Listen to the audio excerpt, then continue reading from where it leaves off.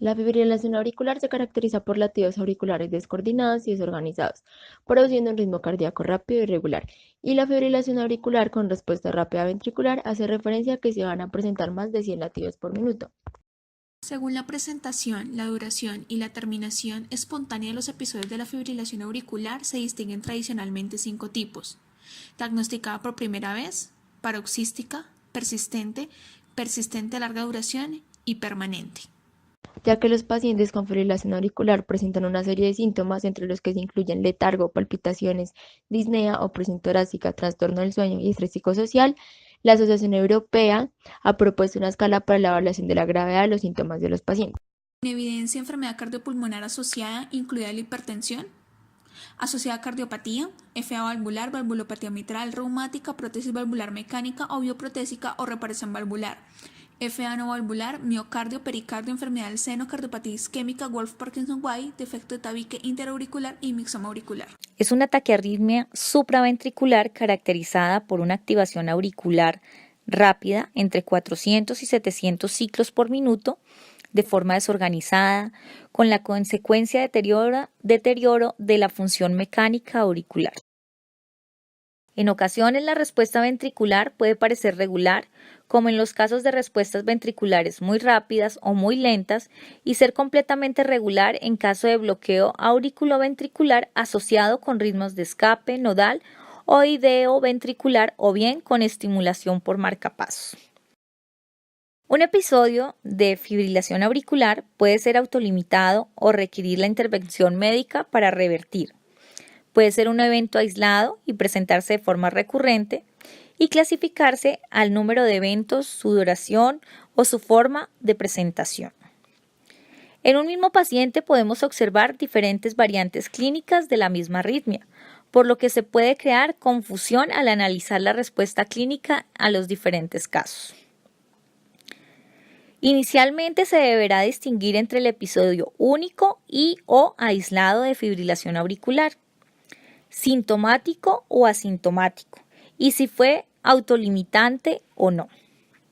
En muchas ocasiones encontraremos que es difícil determinar el inicio exacto de la sintomatología, o bien si pudieron haber episodios previos que pasaran inadvertidos por el paciente. Con estas consideraciones podremos entonces definir el primer estrato de nuestras clasificaciones. La fibrilación auricular aislada con un episodio único aislado, o bien recurrente, 2 o más episodios de fibrilación auricular. Si los episodios de fibrilación auricular son autolimitados, es decir, no se requiere ninguna intervención por la conversión o el ritmo sinusal, se le llamará paroxística. Y si, por el contrario, la arritmia se mantiene y se requiere de la intervención farmacológica o eléctrica, para su conversión se le denominará persistente. Este puede presentarse en el primer episodio o bien ser la culminación de episodios repetidos de una fibrilación auricular paroxística. Pruebas diagnósticas para la fibrilación auricular. En el caso del diagnóstico de esa enfermedad es saber con seguridad que tenemos fibrilación auricular, el cual pasa por la realización de un electrocardiograma, el cual nos permite saber con seguridad que tenemos esta arritmia. Una vez diagnosticada la fibrilación auricular, es necesario llevar a cabo un estudio cardiológico completo, que permite saber cuál es la situación del corazón en ese momento y en cada tipo de paciente, el cual requiere como mínimo la realización de un ecocardiograma que permite saber cuál es el tamaño y el funcionamiento de las estructuras del corazón. La única prueba complementaria necesaria para el diagnóstico de la fibrilación auricular es el electrocardiograma. A pesar de ello, ante una crisis de fibrilación auricular paroxística, se suele solicitar otras pruebas para valorar su repercusión hemodinámica. La pulsoximetría y la gasometría arterial si hay disnea. La hematometría y la bioquímica con perfil enzimático si hay dolor con patrón coronario. El estudio de coagulación en el caso de shock o si el paciente sufre algún tipo de cardiopatía. Las pruebas de imagen como la radiografía de tórax posterior anterior y lateral, el cual nos permite detectar alteraciones estructurales cardiopulmonares. El electrocardiograma, que permite identificar el tipo de la arritmia, el cual se va a realizar un electrocardiograma de 12 derivaciones más una tira de ritmo, generalmente en D2. Los intervalos RR deben ser absolutamente irregulares y no seguir ningún patrón repetitivo. Segundo, no hay ondas P claramente describibles en el electrocardiograma de superficie, aunque puede haber cierta actividad auricular que genere unas ondas conocidas como ondas F, que van variando en morfología, amplitud, longitud de ciclo y relación con el QRS.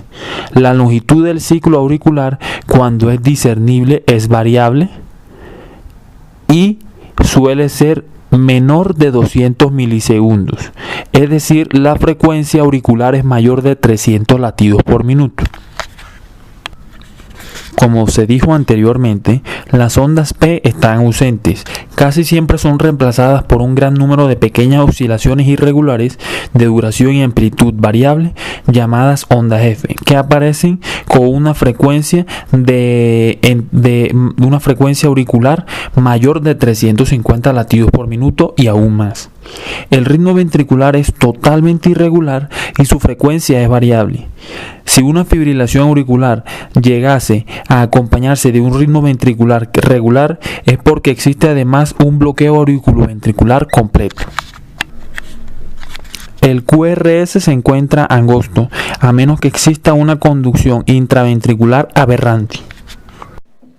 Escalas de riesgo en fibrilación auricular de respuesta rápida. Muchas enfermedades cardiovasculares y entidades concomitantes aumentan el riesgo de fibrilación auricular de respuesta rápida. La identificación de estas enfermedades es un factor importante para la prevención de la fibrilación auricular y su carga patológica. La insuficiencia cardíaca está presente en muchos pacientes con fibrilación auricular y ambas enfermedades comparten factores de riesgo similares y la misma fisiopatología. La insuficiencia cardíaca y la fibrilación auricular se pueden causar y exacerbar la una a la otra mediante distintos mecanismos, como el remodelado cardíaco estructural, la activación neurohormonal y la afección de la función del ventrículo izquierdo, relacionada con la frecuencia cardíaca. Los pacientes con FA, insuficiencia cardíaca concomitante, tanto con un FBI conservado en un 50% como un FI reducido, tienen peor pronóstico, incluido una mayor mortalidad. Terapia emergente. En pacientes que son clínicamente o hemodinámicamente inestables, las opciones de tratamiento incluyen medicamentos de control de frecuencia y o cardioversión inmediata. 2. Terapia urgente. En pacientes con fibrilación auricular y una respuesta ventricular rápida, que son sintomáticos pero no inestables, la terapia inicial por lo general incluye medicamentos para el control de la frecuencia cardíaca. Beta bloqueadores. Los beta bloqueadores se usan comúnmente para el control agudo y crónico de las frecuencias ventriculares en pacientes con fibrilación auricular. Para el control agudo de la frecuencia ventricular, el bloqueo beta intravenoso con metoprolol, propranolol o esmolol puede ser eficaz. Dosis: metoprolol de 2,5 a 10 miligramos en bolo intravenoso y puede repetirse si es necesario. Esmolol de 0,5 miligramos sobre kilogramo en bolo intravenoso durante 1 minuto, seguido de 0,05 a 0,25 microgramos sobre kilogramo minuto. Propranolol por vía intravenosa 1 miligramo durante 1 minuto. Puede administrarse y repetirse hasta 3 dosis a intervalos de 2 minutos. Control agudo con bloqueadores de canales de calcio, diltiazem, de 15 a 25 miligramos en bolo intravenoso. Puede repetirse si es necesario. Segundo, verapamilo, de 2,5 a 10 miligramos en bolo intravenoso. Puede repetirse si es necesario.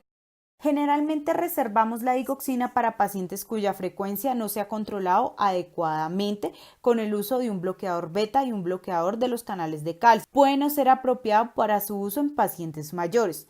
Dosis: 0,5 miligramos en bolo intravenoso o 0,75 a 1,5 miligramos en dosis divididas en 24 horas. Se usa comúnmente para mantener el ritmo sinusal en pacientes con fibrilación auricular, en quienes se elige una estrategia de control del ritmo. Dosis: 300 miligramos por vía intravenosa diluida en 250 miligramos litros de solución de destroza al 5%.